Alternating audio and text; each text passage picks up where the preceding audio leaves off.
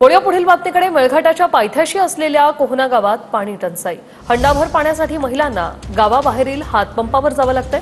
नळाला सुरळीत पाणी येत नसल्याने महिलांची पाण्यासाठी पायपीट सुरू आहे। मेळघाटातील काही गावात टँकरद्वारे पाणी पुरवठा सुरू आहे। सध्या मेळघाटामध्ये भीषण पाणी टंचाई आहे। विदर्भाचं काश्मीर म्हणून या मेळघाटची चिखलदऱ्याची ओळख आहे, परंतु उन्हाळ्यामध्ये जर आपण पाहिलं तर पाणी टंचाईचा सामना मोठा या चिखलदऱ्यातल्या मेळघाटातल्या आदिवासी महिलांना करावा लागतं। आपण बघू शकतो 2-2 किलोमीटर दूरवरनं अनेक ठिकाणी पाणी आणावं लागतं। जवळपास या महिलांना अर्धा किलोमीटरवरनं पाणी आणावं लागतं। रगरगतं ऊन सध्या आहे, 44 पेक्षा पुढं अमरावतीचं तापमान निघून गेलेलं आहे आणि अशा परिस्थितीमध्ये मेळघाटमध्ये दरवर्षीप्रमाणे यंदाही पाणी टंचाईचा प्रश्न गंभीर झालेला आहे।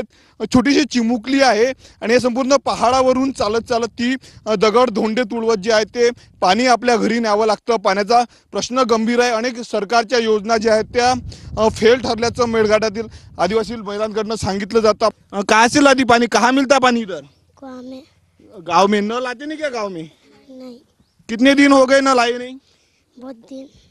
आपण बघू शकतो ज्या वयात मुलांनी शिकलं पाहिजे, शाळा शिकली पाहिजे, अभ्यास केला पाहिजे, त्यावेळेस अशा रगरगत्या उन्हामध्ये जे आहे ते चिमुकल्यांना, आदिवासी लेकरांना जे आहे ते पाणी न्यावं लागतंय। कॅमेरामॅन निकेत दादोंडेसह मी स्वप्नील उमाप, TV9 मराठी, अमरावती, मेळघाट।